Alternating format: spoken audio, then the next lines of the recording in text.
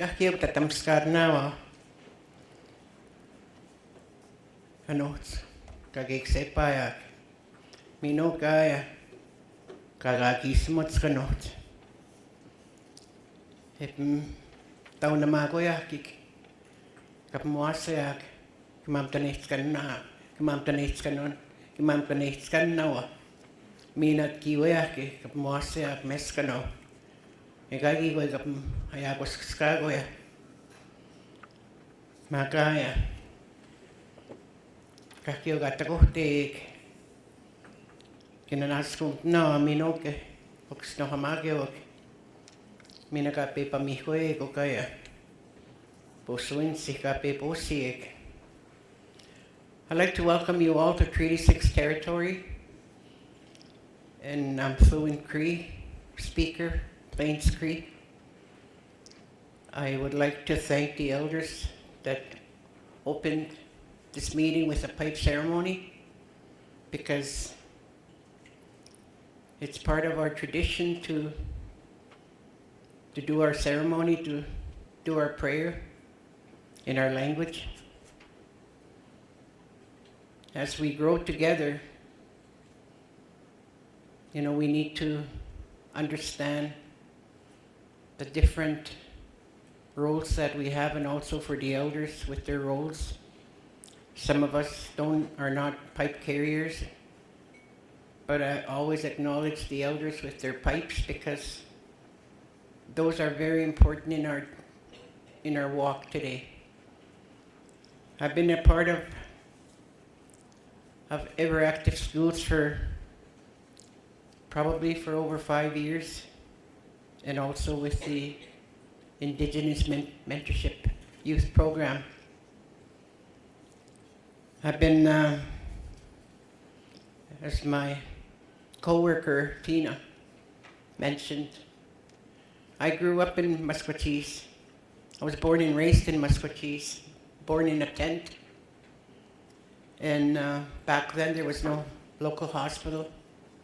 There was no transportation. And that's where I was born with the help of my great-grandmother and my noko, Tsapan and noko. They were there to help my mom. My Tsapan was a midwife. It was a cold, cold day in January. My grandfather, on my dad's side, my Tsapan, gave me my Cree name, Ôpikîyahk. I am related to the white blanket. My great-grandfather gave me that name. I grew up in a very good home, loving. I spoke Cree from the time I was born. I learned the language through hearing. As I got older and started to talk, I was fluent Cree. At the age of 7, they took me away from there. My parents had to take me to the residential school. And that was my first trauma because I was left at that school. And then from there, I encountered a lot of other abuses, a lot of trauma.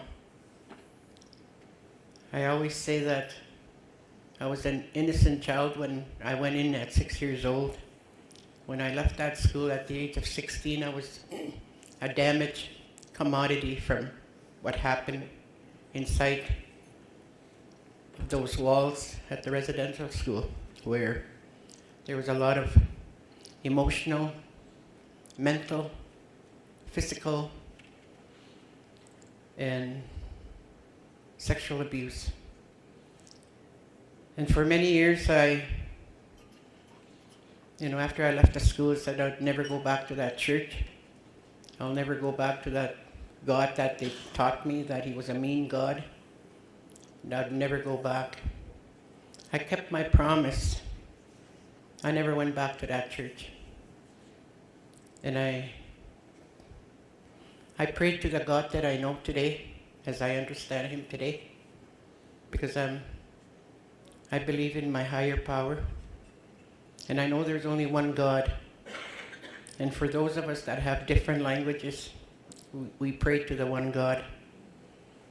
And I do, I believe in my Creator. It took me, as I journey through my life as a parent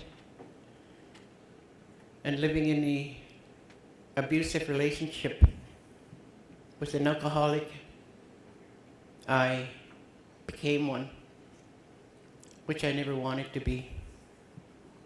I was pretty young when I sobered up. I say young because I was about 28 years old with 4 kids. And as I journeyed through my sobriety, I had a lot of fear. I didn't know where I was going. But they called me at the Detox Center to go and answer phones. And I was scared. I did have a job. I always had a job from the time I left school. And I was supposed to go back to my old job with a good raise, but I didn't go back. I stayed at the detox and they trained me. I ended up at the health center as a CHR. And then I ended up in family and criminal court.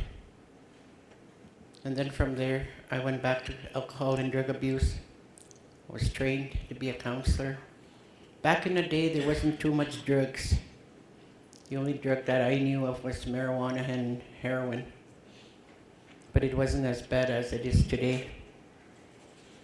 And then in 1986, I went to education and became a homeschool liaison. 1988, I went back and did my Cree language.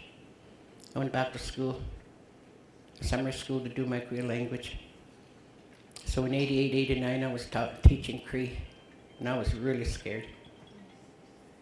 1991, I took a social work program, and I hadn't been in school for many years. I didn't know anything about technology, computers, and all that, but I took a chance. I risked, and I did. I always talk about my first paper because I think it was that paper that motivated me to where I am today. I had a failing mark of 46% on my first paper. The professor came up to me and she said, "Flora, I'm going to give you a chance. Could you do this paper?" And I said, "No." He said, "Flora, I'm going to give you a chance." I said, "No." Then the third time he said, I said no 3 times. The 4th time he said, "Why? How many chances are you going to give me with the social work program? I want to be a social worker, but," I said, "I want a chance. This paper is going to teach me how to do research, how to do writing, how to do my English." I said, I know I'm bad." I said, "I want to learn all of that." I said, "I will ask for help." I said, "Okay, I'll give you that chance. If you make another D, you're out." I said, let's do what we have to do," I told him. And I passed. I did my social work. I got my diploma. And I did my practicum in Bowdoin Institution at the penitentiary. And when I came back to the education. And then from there, as I went through with that, by the way, I did the study when I did my social work in 1992, the residential school. And it wasn't easy. It was horrible. Because now everything was in front of me. I couldn't hide it anymore. I talked about the different abuses, but I didn't talk about the sexual abuse. Even then, I didn't talk about the sexual abuse. And it wasn't until later when I heard AFN Chief Phil Fontaine on international news when he was sharing his story about his experience at the residential school. I sat there and I said, I wonder how many people were sexually abused at Ermineskin Residential School. I didn't even include myself at the time. And then after I did that study, there was a time that I broke down. I had to deal with it. But once I was able to talk about the sexual abuse, with the priest and the dorms, we were victims of abuse in the dorms as well. Once I was able to break through, I felt I was free. I talk about it because as I journey through my work, my employment in the school, working with the youth, there's so many youth, so many kids in our schools that are victims of sexual abuse at home and even in foster homes. And I wanted to educate the parents, the kids, you're not alone.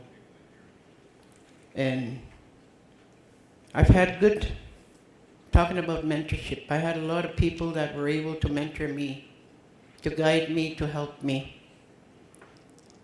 And our theme is we are growing together. Mâmahoh, Ôpikîyahk, we're all growing together. And this is where I had to learn that growing up was different for me, but growing up throughout my sobriety has helped me to be who I am today. And my life is a journey. I've come to a lot of good people. I've had a lot of mentors in my life. And all I had to do was give myself a chance to break through those walls from the residential school. To break those walls so I can help a child. And I've said it before, when you're working with a child or a youth, listen to them, because they'll give you a message, they'll teach you. And I've said it before, every child matters, but every child can be a teacher in your life. And for me, I've had a lot of youth in my life. They've taught me so much. And through the teachings of them, I come to understand who these young people are, but they're also crying out for help. And for all of you that are here today, this is going to be your role. Your role is to listen. Your role is to help these kids, boys and girls, to go through their problems, to help them go through those difficult times. Because if these students are not taken care of, they're going to have no respect for themselves and for others. And it's getting harder. Like, I've been in a school for over 30 years. Probably in the last 4 years, 3 years, the youth have been faced with a lot of struggles and with probably abandonment,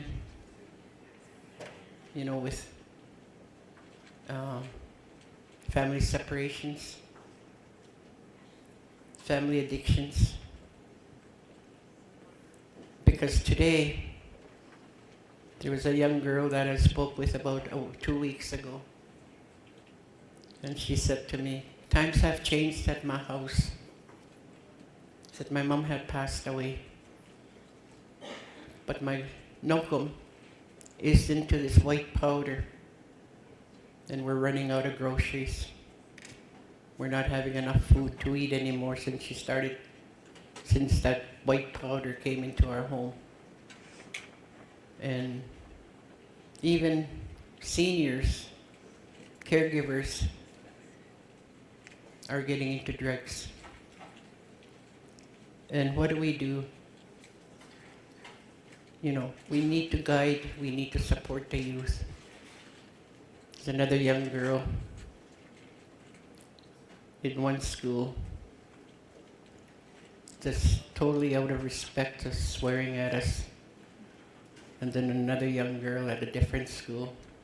So behaviors with these young girls are getting out of hand because of at home. And you know, it's hard to get parents to come to the schools. You know, it's hard to, how do we work with students when we cannot get parents in a school? You know, we need to try and reach those parents, even those grandparents, the caregivers. You know, we're saving a child is one thing we need to do, because every child has a story. Every child needs that support. And for them to be, you know, to build that trust, to be able to connect with an adult, and for us as adults to learn to listen to them. And with that, we are here because we are here, you know, to grow together. And Mâmahoh, Ôpikîyahk. No matter how old we are, we have to be at that same age level with that child, and not to look down on them, but to embrace them and to tell them we care, we love you. And you know, I've worked with young men, and they've disclosed to me with their own sexual abuse. So, you know, you're here today to be a part of somebody's, to be a part of a young life, to be there to support that young child, to guide them, to build that trust with them, and to be able to hug them. That's what I did with this one young man. I said, is it okay if I give you a hug? And he said yes. And I told him, every child matters to me, and I love you. And he embraced me for a while. He hugged me for a while. So I just want us to have a great day today, and let's have fun, let's learn. Hi, hi.